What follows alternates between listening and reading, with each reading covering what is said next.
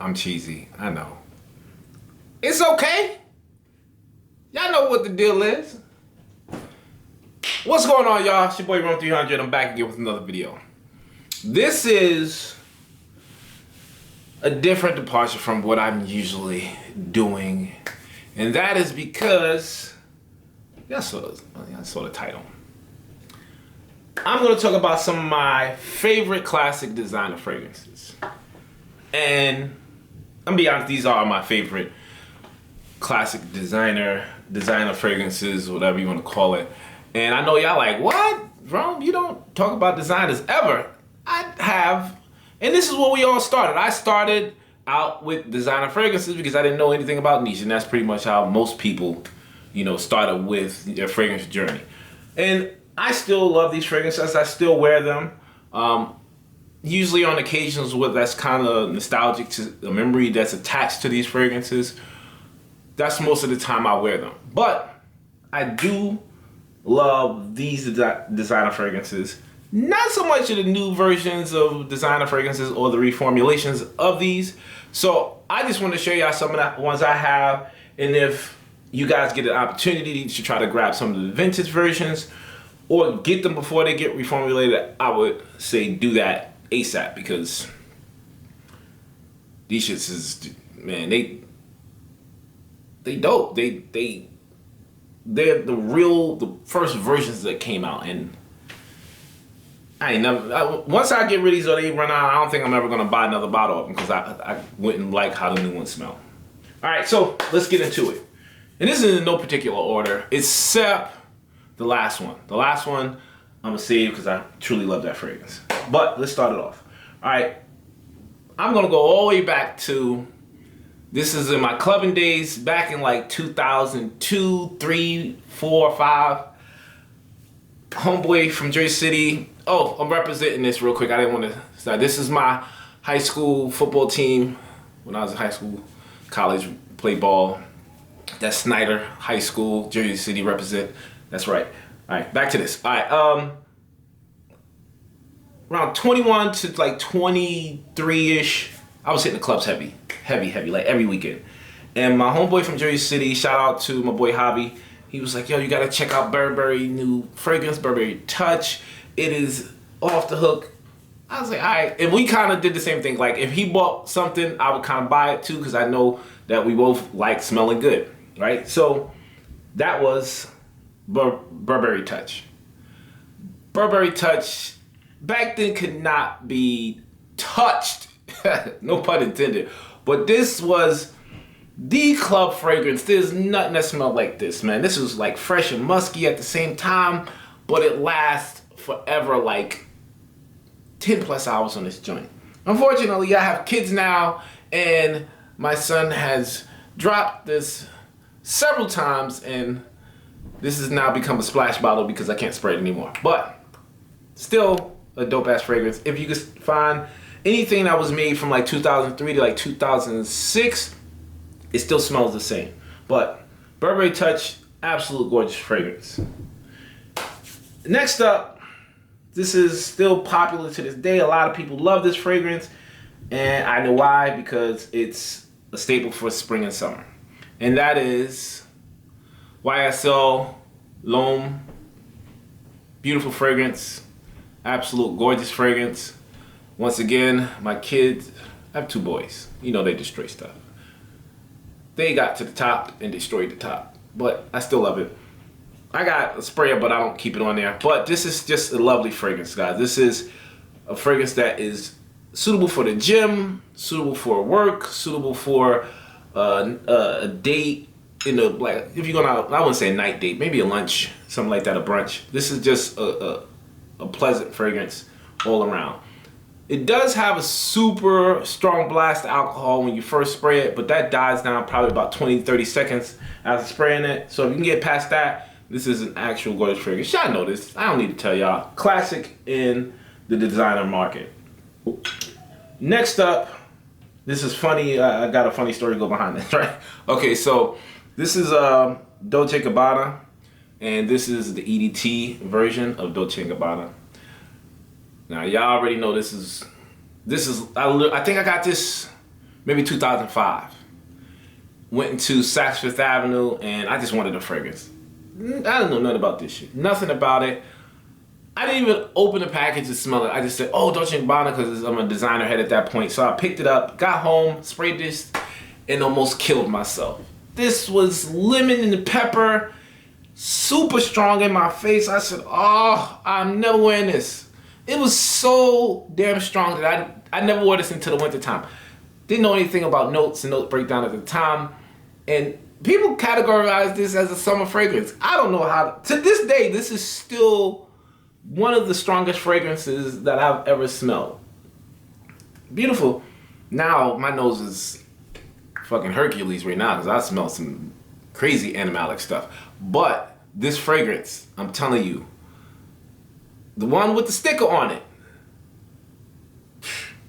strong, lasting, 10, 12 hours, beautiful fragrance, guys. Check it out if you can. Always will be in my collection.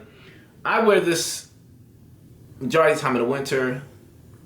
Most of the time I'm trying to wear it when I'm outside and I'm probably suited up from like head to toe tie, 3-piece suit, because this is classic. All right, next up, another story, funny story behind this fragrance. Around 2005, I'm in New York, right? And before I went to New York, I went and got, how you get the magazines with all the strips and the sprays and the smells with the colognes in them. And I'm trying to one up my boy that we go out to the clubs with, because I'm like, damn, he always getting the dope fragrance. So I'm like, let me find something that ain't nobody talking about. I smell the fragrance strip, and it's Paul Smith, London. And I smell it, I'm like, oh, this smells unique. This is different. It's got like a fruit note in it, right? Hit up New York, I'm searching everywhere. Macy's, Lord & Taylor, Bloomingdale's. Everybody sold out of this fragrance. So I know in New York, back in the day, they had these little, spots where you can get these fragrances in discounted prices. So I went up there like 24th Street, something like that. I went up to New York and I picked it up. They had the last bottle. Of course, they tried to charge me a grip because it was like, I think the bottle was like $70, $80. I got it down, but I got the Paul Smith London. I get home and I'm wearing this. I think I wore it on one of my friend's birthday. The plum note hit me so hard in my face. I wasn't ready for it, but everybody around me loved it. It was super strong to me. I think I sprayed too much, but this fragrance is, why am I holding it? Is like a unicorn. I'm taking a quote from Moody Boo. This shit is so hard to find. I rarely spray this. I think I've worn this in the last 5 years, maybe 5 times, because I can't find it anywhere else. There's, clones, or not clones, but there's flankers of this fragrance, but not this particular one. This particular one is very hard to find, the original. But it is really good. It is a classic Paul Smith London, and it will always be in my collection. All right, so next up is probably the most popular fragrance, or the second most popular fragrance in my design collection.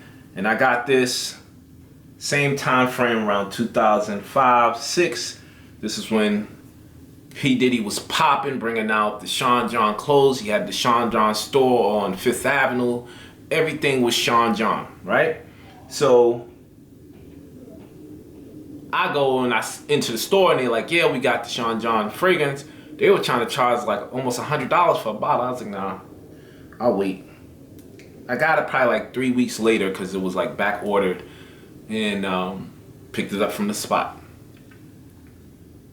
Now, there was nothing on the market like this, and it was really hard to find. So when you went out, there was not many people rocking this, and I was one of the first people to actually get it.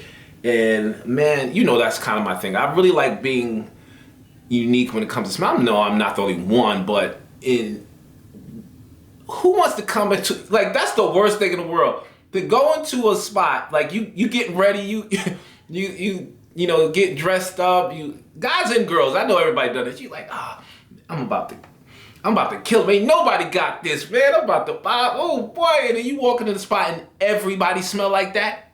You know how depressing that is? I'm like, ain't this about a bitch? Man, but this didn't happen with this. No one had this at the time. It was like a whole year I wore this, and then everybody was like, what is that? What is that? What is that? And it was strange smelling, but also it was pleasant at the same time. And if you don't know, this is the fragrance that got the perfumer on the map that made Interlude Man for Amouage. He got hired by Amouage because he made this for Sean John. He's a rich man now. All right, so that is Sean John, and this is Unforgivable. I don't think I said the name. And beautiful fragrance. Never will leave my collection. All right, so let's go on to the next one. Next one, I picked this up probably, I say around maybe 2009-ish. I was bored and I was looking for a fragrance. I'm still heavy into the design. I don't know anything about niche. And I went to the store and I smelled this. This is Marc Jacobs. I did review this too. To me, this is super creamy, super fruity, creamy, almost kind of a leathery vibe with it too. I wore this in the winter and man, this thing stuck to my clothes like glue.